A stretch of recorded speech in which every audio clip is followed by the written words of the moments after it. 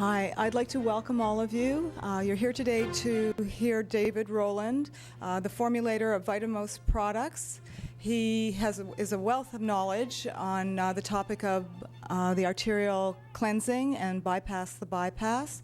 David has his PhD in nutrition, and he has his master's degree in business, and I hope he'll be able to answer some of your questions on heart disease. Thank you.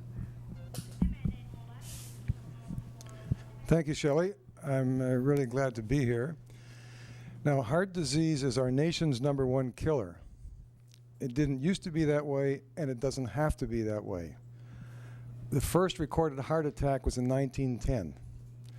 And prior to that time, people ate lots of cholesterol, especially in rural areas, bacon, eggs, lard, pork, fat, and so on, and they didn't get heart disease. Cholesterol is not the cause of the problem. There's cholesterol involved, but cholesterol is not the cause.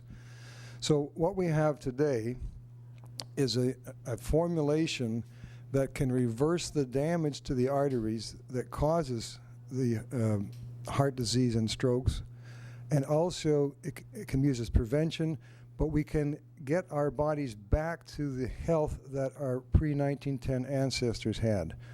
We have in our culture today a lot more insults to our bodies that they didn't have. We have exposures to free radicals in very, very significant amounts. We get free radicals from exposure to X-rays, cigarette smoke, carbon monoxide from exhaust fumes, certain inhalant chemicals like they used to use in cleaning fluids, from nitrates and nitrites in processed meats, from chlorinated drinking water.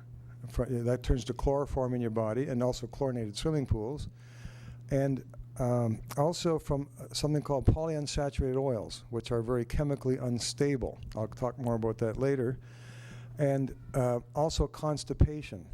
When your guts get sluggish, putrefactive acids form and some are absorbed back into your bloodstream and can cause damage to your arteries. So these are insults to our body that are a much higher amount. We're much more exposure to these things than we used to have, than our ancestors did prior to 1910. The other factor is that that people in those days got more exercise, they ate better quality food. There was no McDonald's chains and so on. They had a healthier lifestyle. Their bodies were stronger, and they had fewer insults to those bodies. So by strengthening our bodies and reducing our exposure to these factors, we can return to that state of health. Not only that, with this particular formula I'm going to talk about, you can reverse the damage that's already done. Now,